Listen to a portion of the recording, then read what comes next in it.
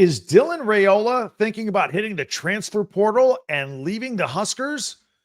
Matt Rhule's doing everything in his power to make sure that does not happen. Locked on Big Ten starts right now.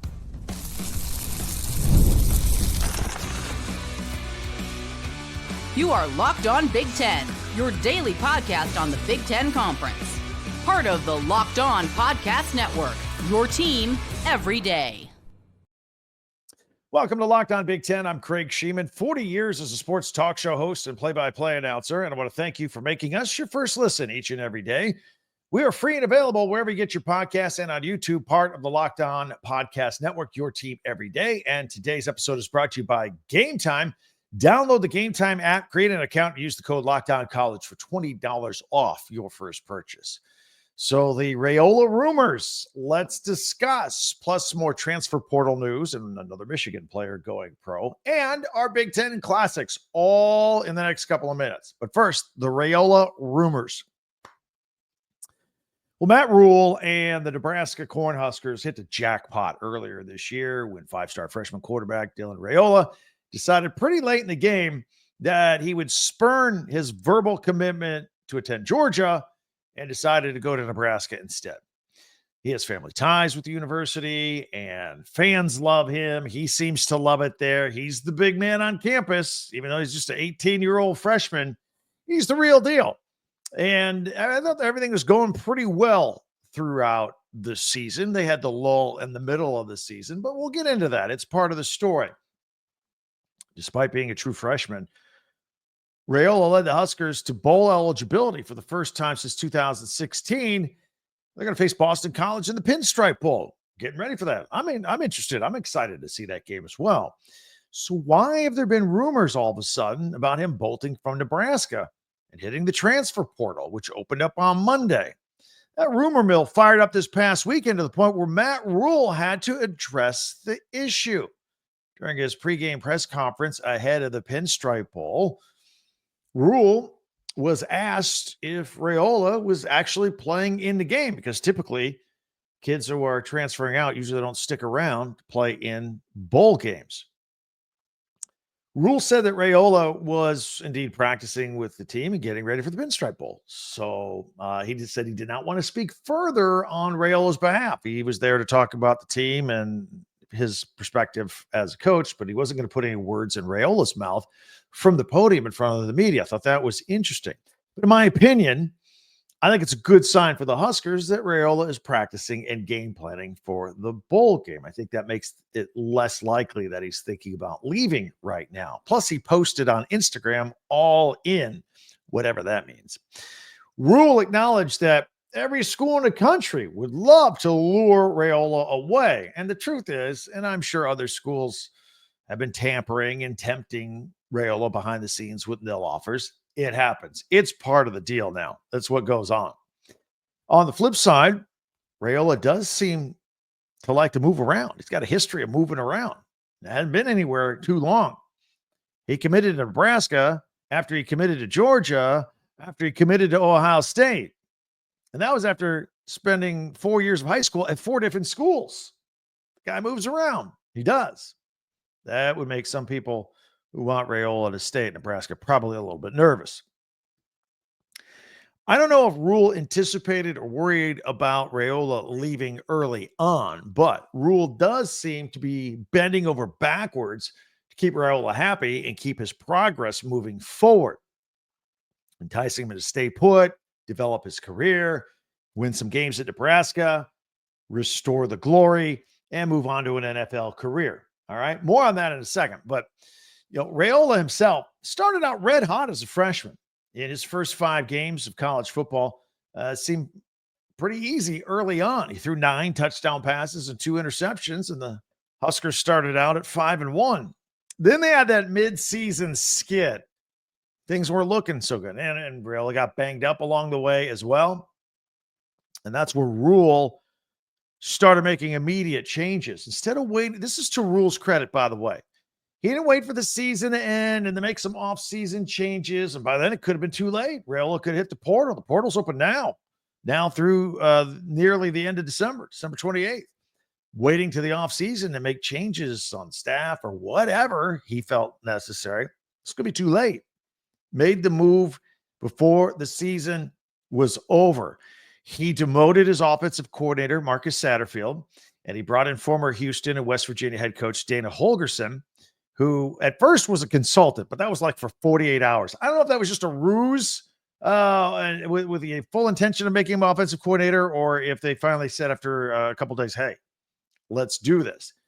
But days later, after arriving on campus during their bye week, all of a sudden, the move was made and Holgorsen was named the offensive coordinator for the rest of the year. And shortly thereafter, Holgorsen was offered a 2-year contract to be the offensive coordinator of the Huskers 2025 and 2026, presumably to work with Raiola at quarterback if he remains there. Raiola's numbers started to pick up at the end a little bit with Holgorsen there. I thought there were some improvements. And keep in mind, Raiola was coming off that injury. The hip, the back was starting to feel better toward the end of the season as well. And that helped out. But things looked like they were clicking a little bit with Raiola and with Holgorsen calling the shots on offense. He wrapped up the season with 2,500 yards passing, 12 touchdowns, and 10 interceptions. Again, remember, it's a true 18-year-old freshman, and he did that in the Big Ten. Changing offensive coordinators was not all that was going on. Rhule also named Dykell Shorts their new wide receivers coach recently. He had spent 3 years with Holgorsen at Houston, so there's a connection there. But his last stop, this is interesting. Last year he was at Kentucky, where Dane Key, their big wide receiver over there, just entered the transfer portal this week. He has a relationship with him. Maybe he's in play to come to the Huskers and play catch with Raiola. We'll see. Keep an eye on that one. Meanwhile, Matt Rhule just got the Huskers over the hump and into a bowl game. The Huskers are fighting tooth and nail, but they're slowly trending in the right direction. But losing Raiola right now would be a major blow to Rhule and the Huskers football program and a major step backward. So he's doing everything he can to make sure he keeps his quarterback happy and in Lincoln. And that's not even talking about nil deals or whatever he had before, or whatever he could have in the future, whatever other schools may be offering him. Not even talking about that right now. But let's just hope everything is fine with the Huskers and Raiola and heading into the Pinstripe Bowl together and on their way to taking a step forward toward the 2025 season and beyond.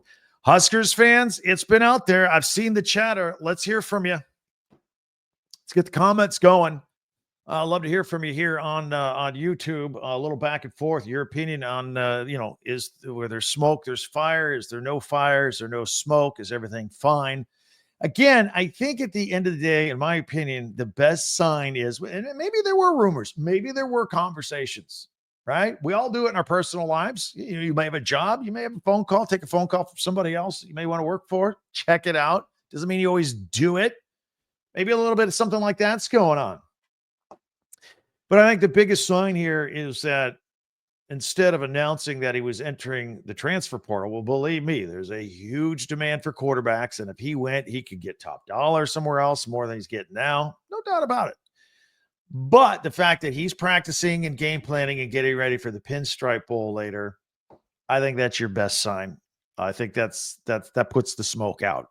I think he's going to stay and be back for 2025. That's my opinion. Give me yours. Hit me up with the comments. Be sure to subscribe if you don't mind. Hit that subscribe button and follow Locked On Big Ten for free wherever you get your podcast. That way you get the latest episode of this podcast as soon as it becomes available each and every day. And don't forget to check out our website, talkbig10.com. All of our podcasts go there, but we also have links to all your favorite Big Ten schools and shopping. Get some gear there, some hats, T-shirts, stocking stuffers, Christmas season. I know you got somebody and you have no idea what to get them for Christmas, but they like college football or college basketball. Get them a shirt, a T-shirt, a hat from their favorite school or where they went to school right there at the link on our website, right next to all of our podcasts at talkbig10.com. That's talkbig10.com. So check that out. All right, we have another Michigan Wolverine going pro. 2 days, 2 players announcing they're leaving early. Not a major surprise at all. We'll talk about Miller Moss. Has he found a home yet in the transfer portal, the former UFC quarterback? And what about Luke Altmyer? Will he stay at Illinois? Plus a stupid law that needs to get shot down before it passes in Ohio about flags and 50-yard lines. It's unbelievable. That's all coming up next right here on Locked On Big Ten, your team every day. Game Time is an app you need where you get tickets. Any event you go to has a ticket, whether it be a Big Ten football game, Big Ten or a playoff game, college football playoff game, college basketball, NBA. That includes concerts, comedy shows. You need a ticket? Get the ticket through Game Time and the Game Time app right there on your phone or your favorite device. They got all this all-in pricing. You see it right there. There's no surprise add-ons later on. You got seat views, the view from the seat of the ticket you're about to buy right there on your phone before you hit tap, and boom, it's good. You buy it. Game Time ticket coverage.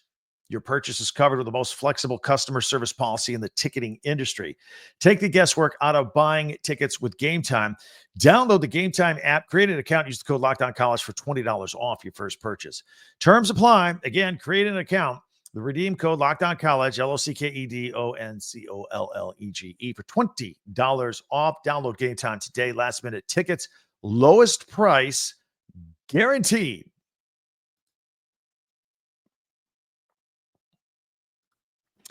All right, I want to thank everybody for making Locked On Big Ten your first listen each and every day, especially you everydayers. Thank you very much. You guys have helped us grow tremendously in 2024. Meanwhile, be sure to subscribe on YouTube. Click that little button and you're good. And share and follow and like Locked On Big Ten, your team every day. And don't forget to check out our website, talkbig10.com. All right, Michigan junior cornerback Will Johnson has declared for the NFL draft. No big surprise here. Bill Kiper has him as the number 2 prospect on his draft board, by the way. Johnson missed half the season for the Wolverines this year with injuries, but he did have 2 pick sixes in the games that he played. Big part of that Michigan defense over the past couple of years.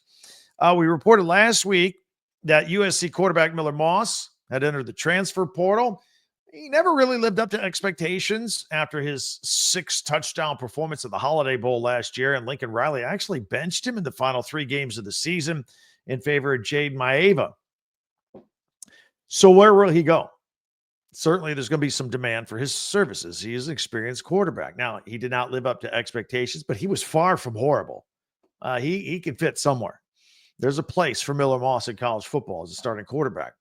There was some chatter that Iowa was interested in his services, but he is reportedly visiting Missouri and Louisville.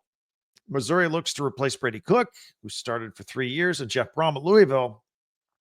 He's looking for an experienced quarterback to compete with Pierce Clarkson, who recruited from the class of 2023.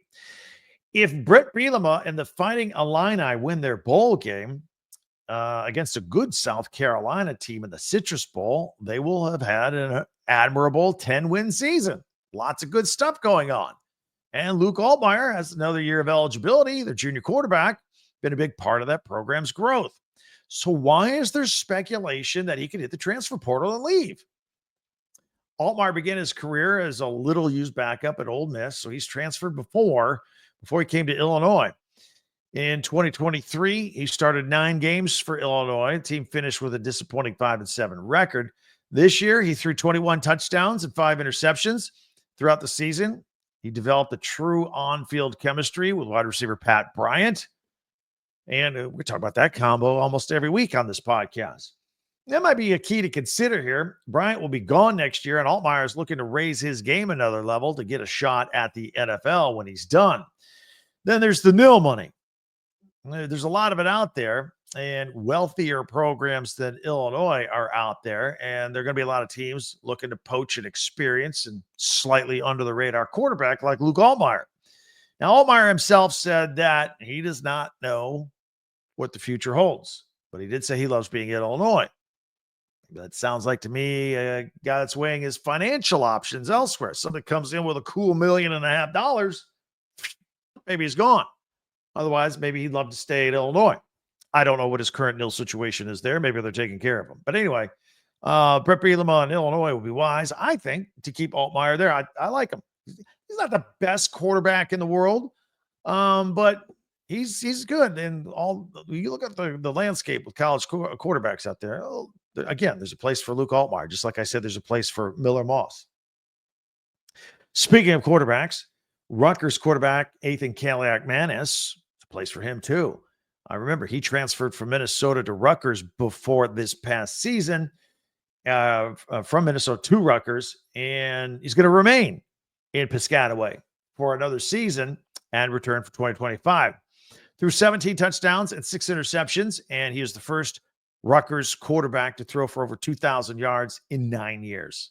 That's an air attack right there. 17 touchdowns and 2,000 yards at Rutgers for Craig Shemon? Absolutely. He also ran for 300 yards and scored 3 more touchdowns on the ground. Finally, I want to share this with you. This is crazy. A lawmaker in Ohio is proposing a bill that will make planting a flag in the middle of Ohio Stadium at the 50-yard line during Ohio State games, before, during, or after specifically, will make it a felony if this law passes. Representative Josh Williams, I don't know who he is, but he's the quote-unquote genius behind this bill. Note my sarcasm with the word genius. The Ohio Sportsmanship Act comes in response to Michigan's attempt to plant a flag at the Ohio State 50-yard line after beating the Buckeyes 4 straight years. A fight ensued, and of course, police used pepper spray at the end of that incident. This bill, if it ever passes, would make such actions a 5th-degree felony, which carries a penalty of 6 to 12 months in prison and up to 5 years probation. Now, there's a lot that needs fixing in college football. This isn't it. I mean, do we really, really want to see 20-year-old kids arrested and charged with a felony after a football game? No, I don't think so. This bill has 0% chance of passing. Thursday, tonight, we got some football or basketball rather, and down in Iowa, the Iowa Corn Cyhawk series. Number 3, Iowa State is at Iowa for the series, 7:30 Eastern on FS1. That'll be followed by the women's rivalry game. Number 18, Iowa State versus number 21, Iowa, 9 p.m. on FS1. So you can check that out later on tonight as well.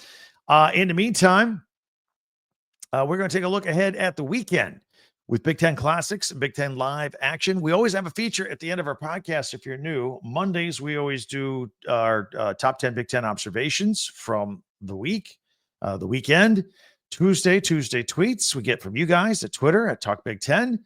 Wednesdays, we do our power rankings. Thursdays, we look ahead at the weekend with the lineup on the Big Ten Network, even though we're not affiliated with the Big Ten Network, but we obviously have similar interests, and we'll let you know what's on TV and when. We highlight a few things. We don't tell you the whole weekend. Friday, we do picks. Friday, we do pigskin picks or basketball picks. We may look at odds. Tomorrow, take a look at the final Heisman odds. Dylan Gabriel at Oregon is one of the 4 finalists out there. So we'll take care of all that right here in just a minute with our look ahead of the weekend with Big Ten Classics and live action right here on Locked On Big Ten. Watching games is fun, but watching them with a little action is even more fun. That's why you need to get yourself involved with FanDuel. NFL action, for example. FanDuel, America's #1 sports book, locked into the NFL. Right now, new customers can bet $5 and get $150 in bonus bets if you win. The FanDuel Sportsbook app gives you everything you need to place live bets on the NFL all in one place. So you get a hunch in the middle of a game, want to compare some stats, look at some live scores, do it all on the same page that you place your bets. So just visit FanDuel.com and join today. You get started with $150 in bonus bets if you win your first $5 bet. That's FanDuel.com. Never waste a hunch. Make every moment more with FanDuel, an official sportsbook partner of the NFL. Tonight, Thursday night football, we got the Rams taking on the 49ers. I think that, by the way, the 49ers -2.5. The over-under is at play at 48.5. I actually think it'll be the under, even though the Rams and the Bills had the highest scoring game last weekend, and the 49ers put up a lot of points against the Bears. I think a short week. I think these teams are tired. I would take the under in this one. All right. 48.5. You can do the same thing. Fade me. Do whatever you want. FanDuel.com. Check it out. Make every moment more with FanDuel, an official sportsbook partner of the NFL. All right, let's take a look now at our Big Ten Classics and live action this weekend. I'm going to put it on screen. If you're audio only, no problem. I'll describe it with you. I'll take you along for the ride here, and we'll take a look at what's coming up. And these are all Eastern times. We pick it up with Friday. Did you know Friday's the 13th? Friday the 13th. December, Friday the 13th. We'll pick it up here at 1:30 Eastern time. They got a Big Ten football in 60 where they do the edit snap-by-snap highlights. They're going to redo the Big Ten championship game in an hour. Yeah, in case you missed it. I don't know. You heard everybody talking about all those points that were scored. You want to get caught up?